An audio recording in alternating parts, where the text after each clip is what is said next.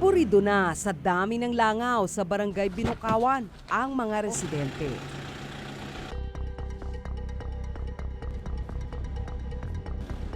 Inilapit na nila ang kanilang problema sa manukan sa Community Environment and Natural Resources Office o SENRO ng Bagac.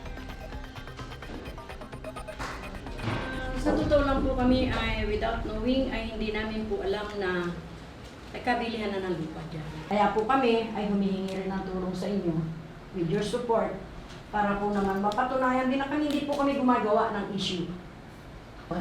Kaya po natutuwa naman po kami mga sir at mga moms na kayo ay kaisa namin sa aming galang. Yes, ma'am. Kumilos ang SENRO.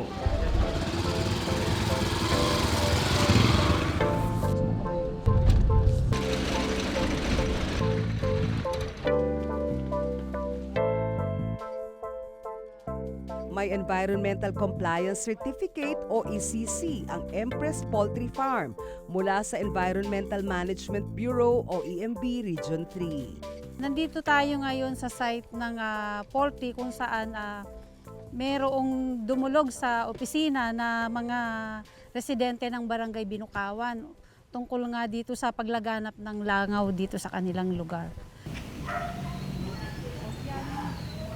Magandang tanghali po. Taga DNR po kami.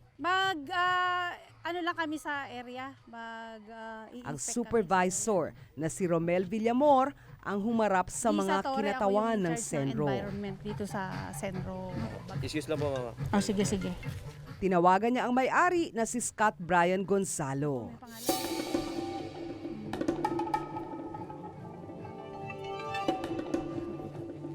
Pwede na kami, sir, mag-proceed. Makalipas ang 5 minuto ay nakapasok ang SENRO at ilang residente.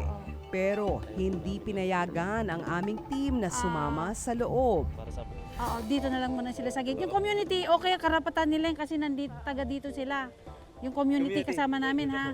Okay. Sa inspeksyon na isinagawa ng SENRO, ay nakita ang paglabag ng Empress Poultry Farm. Sa video na kuha ng mga residente, maraming langaw na nakalulusot sa screen na dapat ay haharang sa mga ito. May mga patay na manok din na nakatiwangwang lang sa tabi. Nakakita yung supervising namin kanina dun sa dulo na kaya merong masangsang na amoy. May mga patay na manok na doon lang idinamp. No, so hindi dapat ganun. Meron nilalagay dapat sa binyon at dinadala yun sa sanitary landfill. Hindi pwedeng basta magbabaon lang.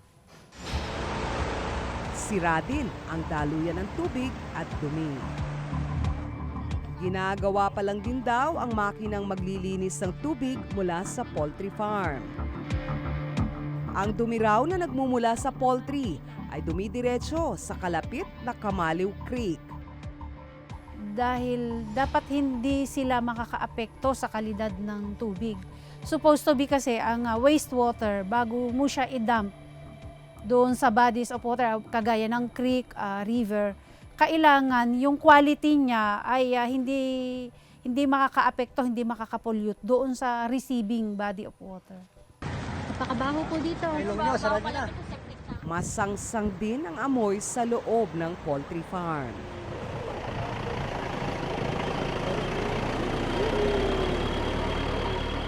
Hindi rehistrado ang Empress Poultry Farm sa Bureau of Animal Industry o BAI. Kailangan ay may permiso mula sa BAI bago maitayo ang isang poultry farm. Illegal yung naging operations nila.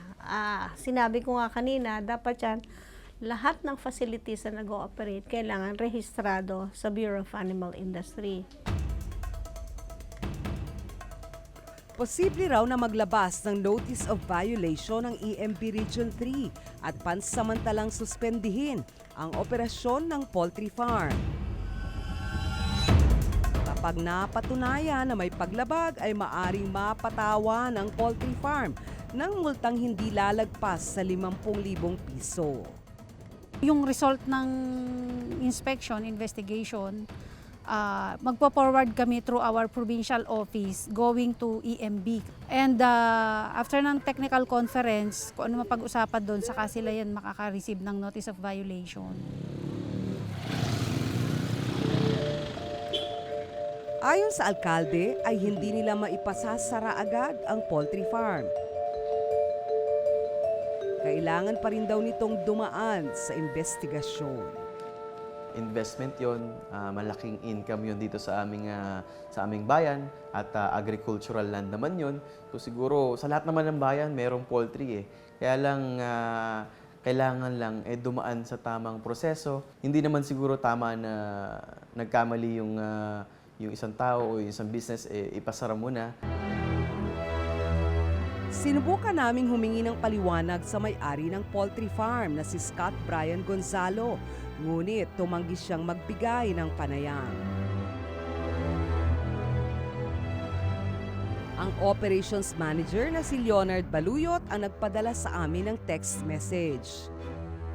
Sumusunod daw sila sa mga patakaran na itinakda ng batas sa kanilang negosyo.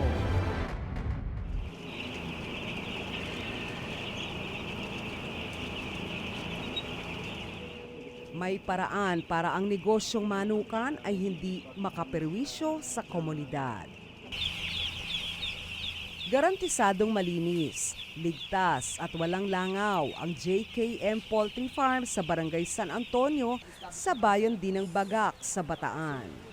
Simula't simula nung na nag-apply siya para sa poultry business dito sa munisipyo, talagang hands-on siya. Nag-ano naman siya sa tamang proseso. Kaya din wala siya naging problema sa langaw, wala din siya naging problema sa mga tao. Ang JMK Poultry Farm ay isa sa 2 poultry farms sa Bagac. 2005 pa ito nakatayo sa lugar at may lawak na halos 25 ektarya. Mayroon itong 11 poultry houses na sapat para sa mahigit 500,000 sisiw. Kasi ang poultry, ang manok, napaka-in-demand. Kumbaga, 24 hours na ang pangangailangan ng tao ng manok. Maraming nangangailangan. So, maganda rin ng magandang negosyo siya. Nasa bundok ang farm at mahigit 1 kilometro ang layo nito sa mga bahay. Mahigpit na ipinatutupad ang kalinisan dito. May biosecurity po tayo. Kung may sasakyan kayo, ini-sprayan natin yung mga gulong. Bali, sinasawsaw po natin sa disinfectant po yun. Yung mga tsinelas natin, swelas ng tsinelas para iwas doon sa magdala tayo ng bakterya dito sa loob ng farm. Walang amoy ang loob nito dahil sa mga ventilation fans. Gumagamit din sila ng ipa. Ito raw ang sikreto nila, kaya walang langaw rito. Kasi nga, nandun na, nakakatungtong na yung sisiw natin doon. So, instead na makapangitlog yung langaw doon, hindi siya makakapangitlog, hindi siya makakadapo. Dahil kapag dumapo si langaw, tutukain siya ng manok. May makina sila na automatic na nagbabago sa temperaturang kinakailangan ng mga sisiw sa poultry houses. Mayroon din silang materials recovery facility. Takpan mo yung bibig mo. Ang dumi ng mga manok at iba pang basura ay ginagawang fertilizer o pataba sa lupa. Kung mali po kasi yung management mo, maraming problema ang idudulot niyan. Kapag tama yung management, siyempre ang magiging resulta, magandang resulta.